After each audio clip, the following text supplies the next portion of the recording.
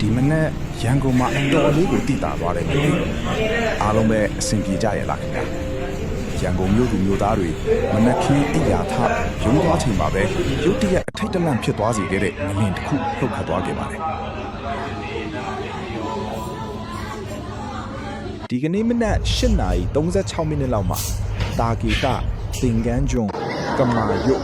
ကြည်မြင်တိုင်းနဲ့ရွှေပြည်သာစတဲ့မြို့နယ်တွေမှာတိတိတတ်တာလှုပ်သွားတာပဲ app တွေရဲ့ပေါ်ပြချက်အရအနည်းဆုံး3ချိန်ဆက်တိုက်လှုပ်ခဲ့ပြီးအမြင့်ဆုံးပြင်းအား9.3 magnitude 5.3 magnitude ထိတောင်ရှိခဲ့ပါတယ်အရန်ကျန်းတယ်ရက်တော့မလားထင်တာမရက်ဘူးတမိနစ်ခွဲလောက်ကိုကြာတယ်အဲ့နေရင်လန့်နိုးပြီးအောက်ရောက်တဲ့အထိလှုပ်တုံးပဲလို့တာကီတာမှာနေထိုင်သူတူကရင်ခုန်တန်မမှန်သေးပဲပြောပြပါတယ်ရုံးတက်ချိန်ဖြစ်လို့ရုံးခန်းတွေထဲမှာလည်းစပွဲတွေကွန်ပျူတာတွေလှုပ်ရမ်းသွားပြီးဝန်ထမ်းတွေအားလုံးအောက်ကိုပြေးဆင်းခဲ့ရတဲ့အထိပါပဲကံကောင်းထောက်မှာစွာနဲ့အခုချိန်ထိတော့ထိခိုက်ပျက်စီးတဲ့တဲ့တွေမကြားရသေးပါဘူးအားလုံးပဲတတိထားပြီးနေကြဖို့တိုက်တွန်းချင်ပါတယ်မိတ်ဆွေတို့ရော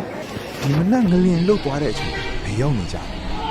နောက်တောင်တိတာလည်းလေဆိုတာကောင်းနေတာပြောပြပေးကြပါဦးအားလုံးပဲဘင်းရင်ကင်းရှင်းကြပါစေ